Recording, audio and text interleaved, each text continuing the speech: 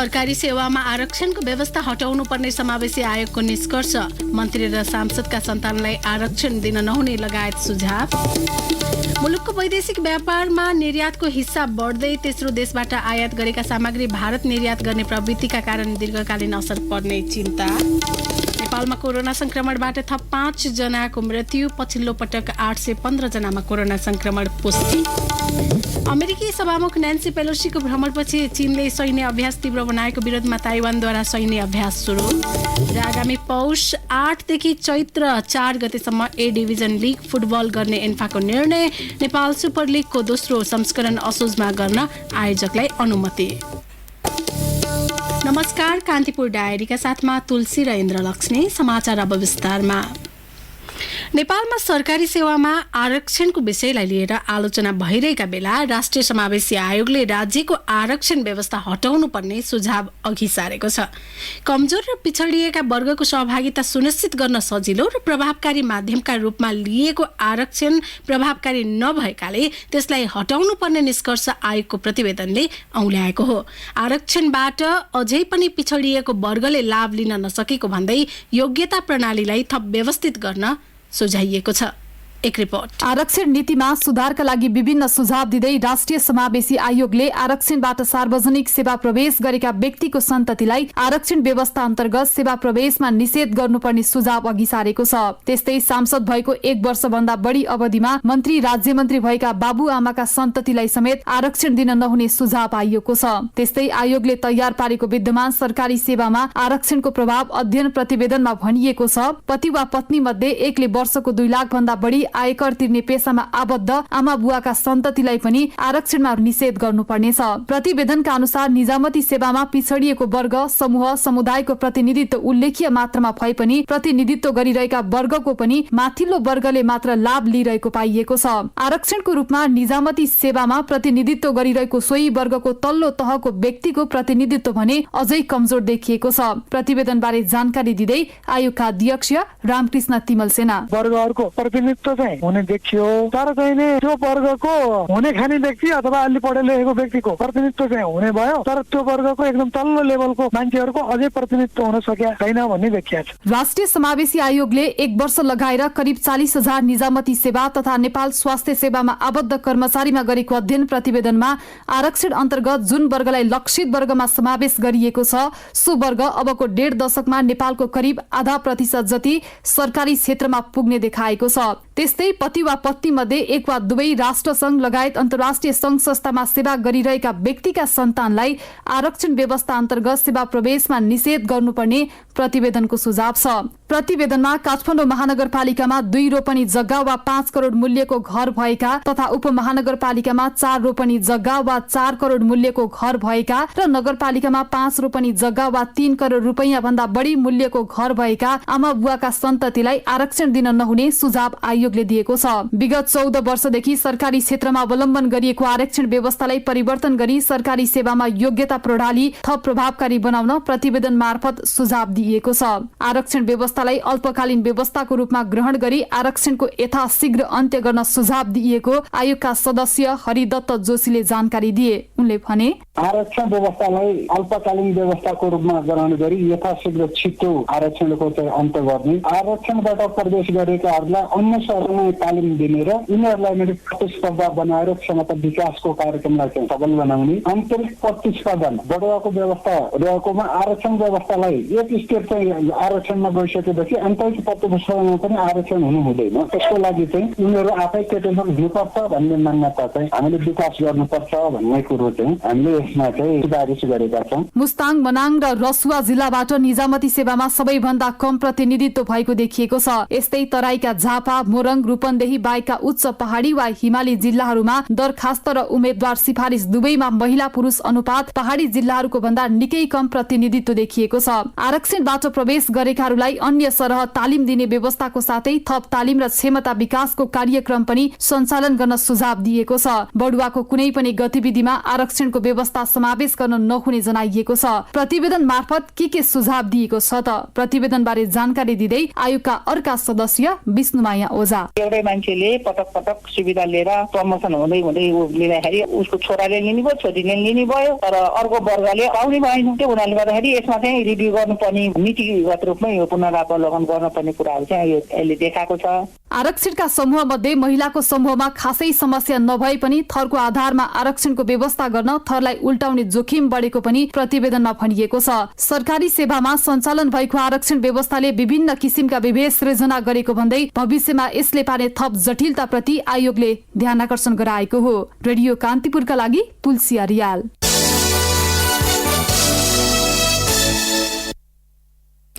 कान्तिपुर डायरीमा अब कान्तिपुर सविस्तार। कान्तिपुर सविस्तार। पछिल्ला महिनामा मुलुकको वैदेशिक व्यापारमा निर्यातको हिस्सा बढ्दै गइरहेको छ। यद्यपि नेपालले आफै उत्पादन बढाएर निर्यातको व्यापार बढाएको भने होइन। मुलुकमा उत्पादन नै नहुने पाम तेल, कम उत्पादन हुने भटमास तेल लगायत सामग्री तेस्रो देशबाट आयात गरेर व्यवसायीले भारत निर्यात गर्दै आएका छन्। न्यून भन्सार दरको फाइदा उठाउँदै व्यवसायीहरूले निर्यातबाट लाभ लिइरहे पनि यसबाट मुलुकको उत्पादनशील क्षमता विस्तार र दीर्घकालीन निर्यात व्यापारमा भने हानि पुर्याउने यस क्षेत्रका जानकारहरूले बताएका छन्।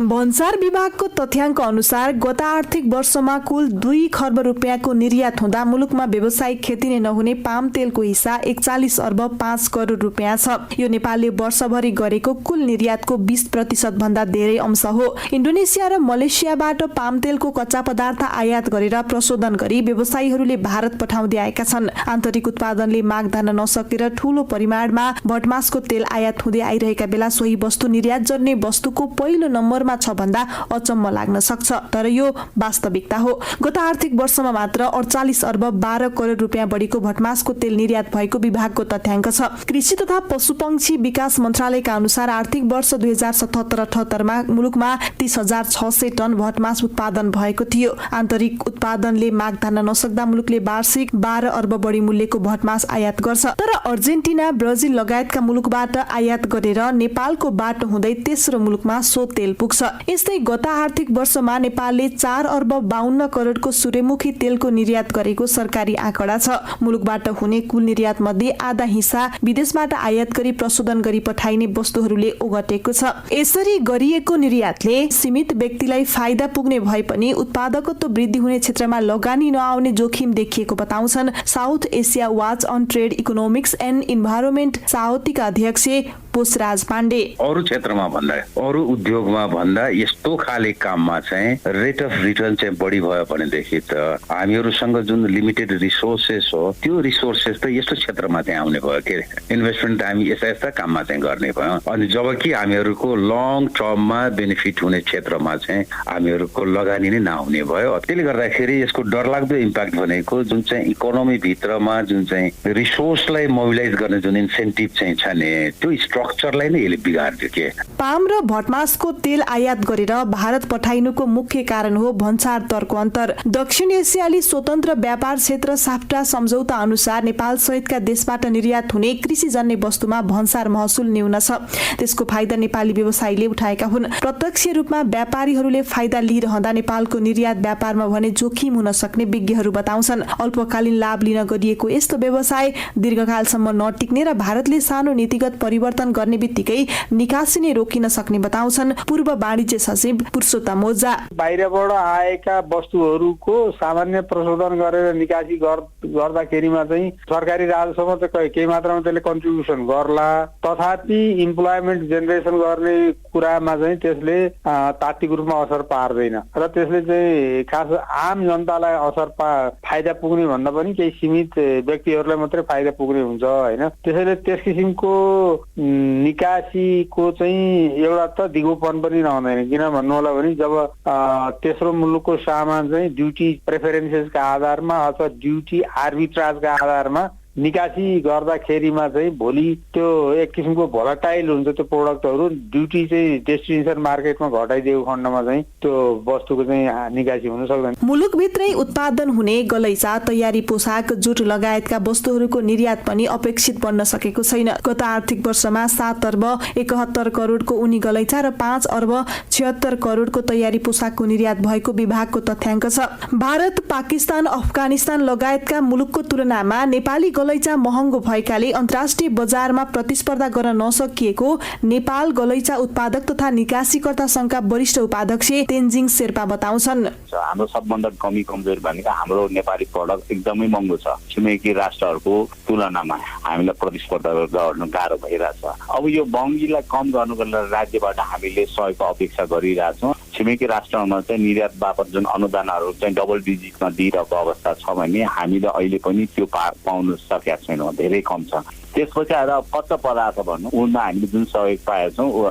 कस्टम भन्छ र फेसिलिटी पाएका छौँ, त्यो फेसिलिटी चाहिँ अरू कच्चा पदार्थमा पनि हामीले पाउनु पर्यो। सरकारले आयात प्रतिस्थापन गर्न झण्डै 1 दशकदेखि निर्यातमा अनुदानको व्यवस्था गर्दै आए पनि आफै उत्पादन गरेको वस्तुहरूको निर्यात भने बढेको देखिँदैन। सरकारले चालु आर्थिक वर्षको बजेट मार्फत पनि फलामे छड, सिमेन्ट, जुत्ता, प्रशोधित पानी लगायतका वस्तु निर्यातमा अनुदान दिने घोषणा गरेको छ। निर्यातका लागि गरिएका पहल प्रभावकारी नभएको र अनुदान पनि सदुपयोग हुन नसकेको जानकारहरू बताउँछन्। आयात र निर्यातको खाडल बढ्दै जाँदा गत आर्थिक वर्षमा मुलुकको व्यापार घाटा 17 खर्ब नागेको छ। यस्तो अवस्थामा कसरी निर्यात बढाउन सकिएला त पूर्व वाणिज्य सचिव ओझा भन्छन्। नेपाल एकीकृत व्यापार रणनीतिले पनि केही प्रोडक्टहरू चाहिँ आइडेन्टिफाई गरेको छ, व्यापार नीतिले पनि प्रोडक्टहरू आइडेन्टिफाई गरेको छ। तर त्यो प्रोडक्टहरूको डेभलप गर्ने कुरा र त्यो प्रोडक्टलाई चाहिँ निकासी गर्ने कुरामा चाहिँ धेरै ध्यान पुग्न सकेको जस्तो लाग्दैन। अब यस्ता किसिमको प्रोडक्टहरू अलैँची भयो, त्यसपछि मेडिसिनल हाउस प्लान्ट्सहरू भयो र नेपालको आफ्नो चाहिँ मिनरल प्रोडक्ट, मिनरलमा आधारित सिमेन्टहरू भयो होइन, त्यस्ता किसिमका प्रोडक्टहरू अब थुप्रै छ। त्यो प्रोडक्टहरूको डेभलप गरेर त्यसको निकासी बढाउनु पर्यो। तर्फ मुलुकभित्रै उत्पादन हुने वस्तुहरूको उत्पादकत्व वृद्धिमा ध्यान नदिँदा वर्षेनी आयात र निर्यातको खाडल बढ्दै गइरहेको छ भने अर्कोतर्फ अन्तर्राष्ट्रिय बजारमा प्रतिस्पर्धा गर्न सक्ने वस्तु निकासी भन्दा पनि अर्को देशबाट आयात गरेर निर्यात गर्ने प्रवृत्ति मौलाउँदै जाँदा अन्तर्राष्ट्रिय व्यापारमा नेपालको विश्वसनीयता गुम्दै जाने विज्ञहरू बताउँछन्। रेडियो कान्तिपुरका लागि केसु लामिछाने। कान्तिपुर सविस्तार।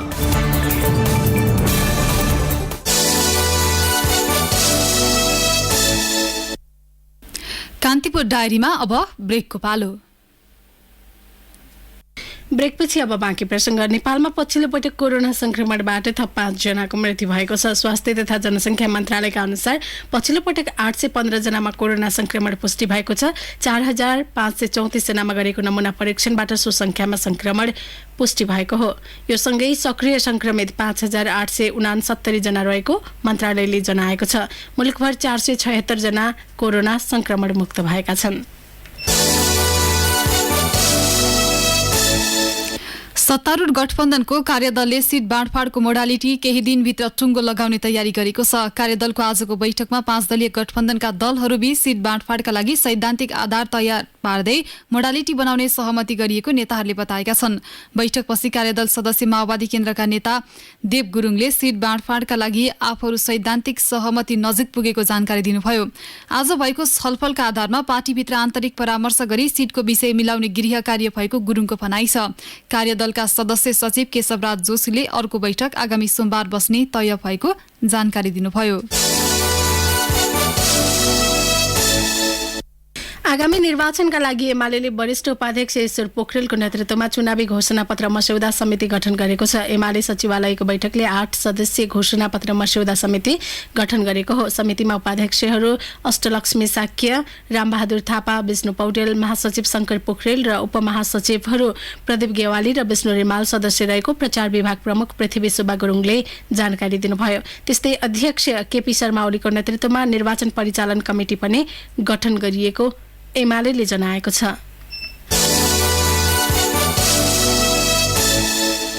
नेपाल मेडिकल काउन्सिलले चिकित्सकका लागि सामाजिक सञ्जाल तथा विद्युतीय माध्यम प्रयोगलाई समेटेर 8 बुँदे आचार संहिता जारी गरेको छ। आचार संहितामा चिकित्सकले आफूले काउन्सिलमा दर्ता भएको बाहेक उपाधि प्रयोग गराउन नहुने, सामाजिक सञ्जाल र विद्युतीय सञ्चार माध्यममा धारणा राख्दा तथ्यपरक सान्दर्भिक विषयवस्तु मात्र राख्नुपर्ने लगायत विषय समेटिएको छ।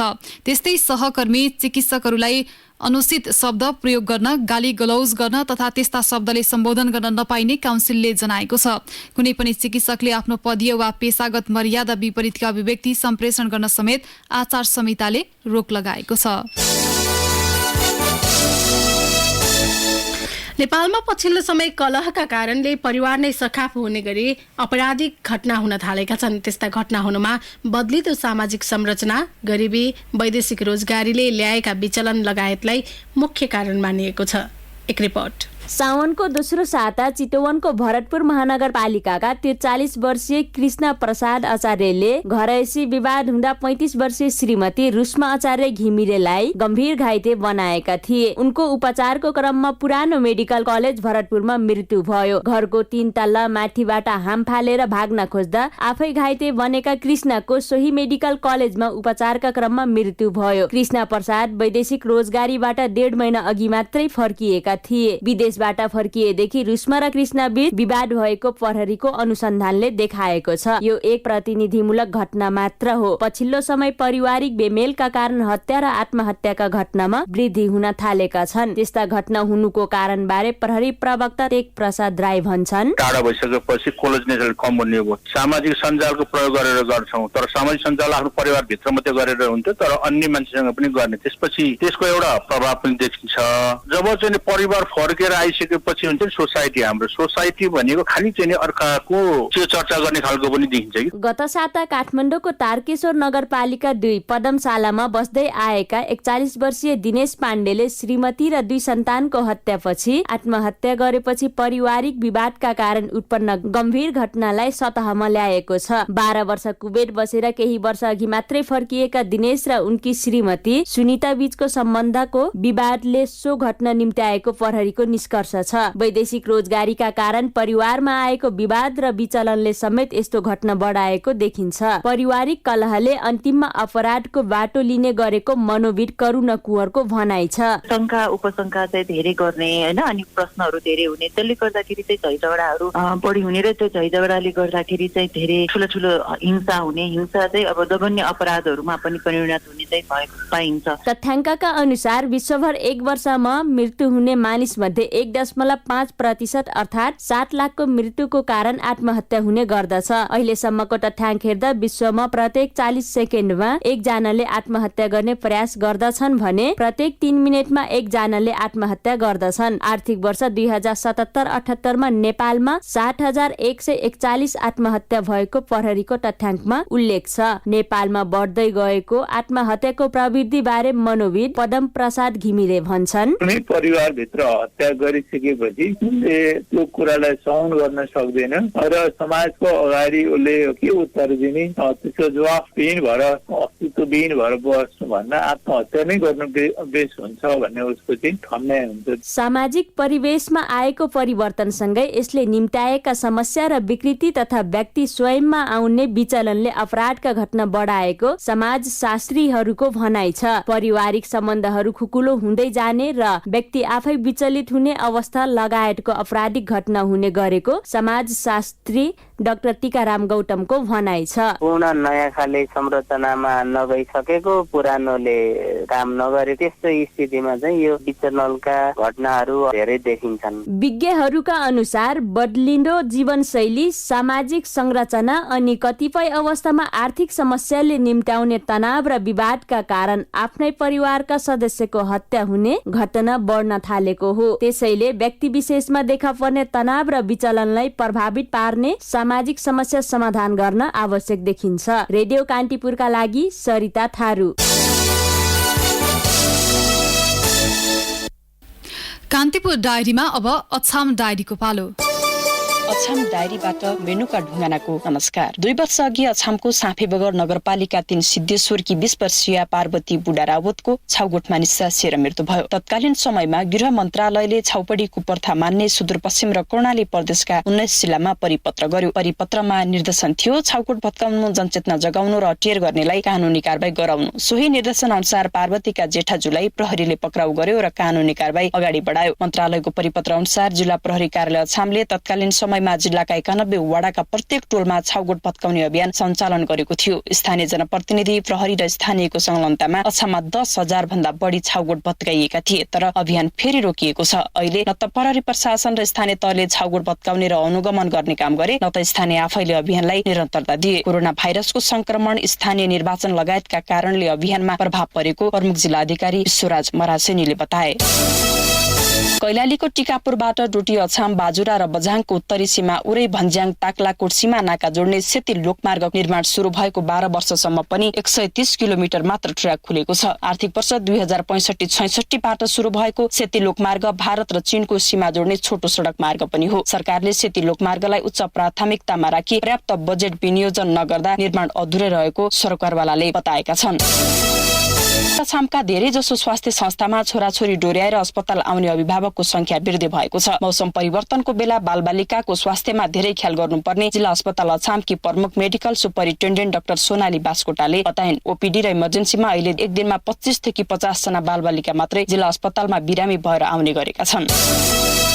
अछामको रामारोशन गाउँपालिकाका अध्यक्ष मानबहादुर साउदले आफूलाई खाना पकाउने भान्से पदमा श्रीमतीलाई नियुक्ति दिएपछि विवादमा आएका छन्। नेपाली कांग्रेसबाट निर्वाचित साउदले 2069 जेठ 15 गतेदेखि मङ्सिर 15 गतेसम्मका लागि श्रीमती जयसरा साउदलाई भान्से पदमा नियुक्ति दिलाएपछि विवादमा आएका हुन्। गाउँपालिकाका अध्यक्षले श्रीमती नै नियुक्त गर्दा कानूनी समस्या भने नभएको तर नैतिक समस्या भएको उनको भनाइ छ। हवस् त अछाम डायरी आजलाई यति नै। मेनुका ढुङ्गानालाई बिदा दिनुहोस्। नमस्कार। कान्तिपुर डायरीमा पुनः ब्रेकको पालो। ब्रेकपछि अब आर्थिक प्रसंग। नेपालमा पछिल्लो 4 महिनामा 47 अर्ब 57 करोड रुपियाँ बराबरको चामल भित्रिएको छ। गत वर्ष सो अवधिमा 50 अर्ब 78 करोड रुपियाँको चामल आयात भएको भन्सार विभागले जनाएको छ। यस्तै 19 अर्ब 64 करोड रुपियाँको मकै, 6 अर्ब 32 करोडको आलु र 8 अर्ब 19 करोड रुपियाँको तरकारी आयात भएको विभागले जनाएको छ। यस्तै 18 अर्ब 10 करोड रुपियाँको सनफ्लावर तेल आयात भएको छ। गत वर्ष यो समयावधिमा 16 अर्ब 24 करोड रुपियाँको सनफ्लावर आयात भएको थियो। यस्तै 4 अर्ब 81 करोड मूल्य बराबरको अलैँची निर्यात भएको छ। गत वर्ष सो समयावधिमा 7 अर्ब रुपियाँको अलैँची निर्यात भएको थियो। अन्तर्राष्ट्रिय वित्त निगम आईएफसीले नेपालको वित्तीय क्षेत्रको पुनरुत्थान एवं सुधारका लागि 4 करोड 50 लाख अमेरिकी डलर लगानी गर्ने भएको छ। आईएफसीले 2023 सम्म 30,000 भन्दा धेरै साना मझौला व्यवसाय मास पुग्ने बृहत रणनीति सहित सो बराबरको लगानी गर्न लागेको हो। नेपालमा साना व्यवसाय र सामान्य नागरिकको वित्तीय पहुँचलाई थप सुदृढ गर्न तथा कोभिड-19 महामारीले प्रभावित व्यवसायको पुनरुत्थान लगायत क्षेत्रमा यो लगानीले सहयोग पुर्याउने आईएफसीले जनाएको छ। अब अन्तर्राष्ट्रिय समाचार। अमेरिकाकी सभामुख नान्सी पेलोसीको भ्रमणपछि रुष्ट बनेको चीनले आफूमाथि सैन्य अभ्यास तीव्र बनाएपछि ताइवानले पनि त्यसको विरुद्धमा सैन्य अभ्यास थालेको छ। चीनले निरन्तर एक साताभन्दा बढी समयदेखि ताइवान वरपरको क्षेत्रमा अहिलेसम्मकै ठूलो सैन्य अभ्यास गरिरहेको छ। चीनको अभ्यासको जवाफमा ताइवानले पनि आज प्रत्यक्ष अभ्यास गरेको समाचार संस्था रोयटर्सले जनाएको छ। ताइवानले चीनको जस्तोसुकै कदमको सामना गर्न तयार रहेको भन्दै अभ्यास सुरु गरेको हो। ताइवान सेनाका प्रवक्ता लो वेइजेले पिङतुङ क्षेत्रमा आज रक्षात्मक अभ्यास गरिएको बताउनुभयो। चीनले ताइवानलाई आफ्नै भूमिको रूपमा व्याख्या गर्दै आएको छ। यद्यपि ताइवानले भने त्यसको खण्डन गर्दै आफू स्वतन्त्र राष्ट्र भएको दावी गरेको छ। अफगानिस्तानमा गर्भवती र नवजात शिशुहरू मृत्युको उच्च जोखिममा रहेको विवरण सार्वजनिक भएका छन्। गर्भवती र नवजात शिशु सन् 2002 पछिकै सबैभन्दा खराब अवस्थामा रहेको बीबीसीले जनाएको छ। गर्भपात र समय नपुगिकनै जन्मने बच्चाहरूको संख्यामा वृद्धि हुँदै गएको र त्यसले आमा र बच्चाको स्वास्थ्य प्रतिकूल बने लगायतका समस्यामा वृद्धि भइरहेको जनाइएको छ। ती समस्या बढ्नुमा गर्भवतीले झेल्नु परेको तनाव र पर्याप्त खानेकुराको अभाव मुख्य कारण रहेको चिकित्सकले बताएका छन्। पछिल्लो 2 दशक वैदेशिक सहायताले धानेको त्यहाँको स्वास्थ्य क्षेत्र अहिले धराशायी हुँदा त्यसको सबैभन्दा नराम्रो प्रभाव गर्भवती र शिशुमा सबैभन्दा बढी परेको हो। गत वर्ष तत्कालीन सरकारले अपदस्थ गर्दै विद्रोही तालिबानले सत्तामा हत्याएसँगै अफगानिस्तानलाई प्राप्त हुँदै आएको अन्तर्राष्ट्रिय सहायता बन्द भएपछि स्वास्थ्य, शिक्षा लगायत कयौं महत्त्वपूर्ण क्षेत्र प्रभावित बन्दै आएको छ। अब खेल समाचार। अखिल नेपाल फुटबल संघ एन्फाको कार्य समितिको दोस्रो बैठकले शहीद स्मारक ए, बी र सी डिभिजन लिगको मिति तय गरेको छ। ललितपुरको साधुबाटो स्थित एन्फा मुख्यालयमा बसेको बैठकले आगामी पौष 8 देखि चैत्र 4 गतेसम्म ए डिभिजन लिग गर्ने निर्णय गरेको छ। त्यस्तै बैठकले चैत्र 6 गतेदेखि सुरु गरेर 2080 वैशाख 15 गते बी डिभिजन सक्ने र सी डिभिजन 2080 साल वैशाख 18 गतेबाट गर्ने निर्णय पनि गरेको छ। 22 वटा एजेन्डामा छलफल गर्न बसेको बैठकले franchise football league, Nepal super league, NSL को दोस्रो संस्करण आगामी असोज 23 28 गतेबाट सुरु गर्न आयोजकलाई अनुमति दिने निर्णय पनि गरेको छ। असोज 28 देखि कार्तिक 3 गतेसम्म 9औं राष्ट्रिय खेलकुदको मिति जुधेकाले त्यसबारे छलफल गर्न अध्यक्ष पंकज विक्रम नेमाङको अध्यक्षतामा समिति गठन गरिएको एन्फाले जनाएको छ। त्यस्तै बैठकले आगामी असोज 11 गते दशरथ रङ्गशालामा हुने बंगलादेश विरुद्धको मैत्रीपूर्ण फुटबलका लागि प्रदीप हुमागाईलाई कार्यवाहक प्रशिक्षक नियुक्त गरेको छ। मुख्य प्रशिक्षक अब्दुल्लाह अल मुताइरीले सो खेलका लागि 26 सदस्यीय टोलीलाई प्रशिक्षणमा बोलाउन एन्फालाई पत्राचार गरेपछि यस्तो निर्णय सार्वजनिक भएको हो। हुमागाईले 3 स्टार क्लबलाई 1 दशक अघि ए डिभिजन लिग च्याम्पियन बनाएका थिए भने गत संस्करणको एनएसएलमा ललितपुर सिटी एफसीलाई प्रशिक्षण दिएका थिए, तर खराब प्रदर्शन पछि उनी छुट्टै बर्खास्तगीमा परेका थिए। त्यस्तै एन्फाले संघमा नियुक्त गर्नुपर्ने पदाधिकारी र कर्मचारीबारे छलफल गरी राय पेश गर्न उपाध्यक्ष विराट जंग शाही नेतृत्वको पद पूर्ति समिति गठन गरेको छ।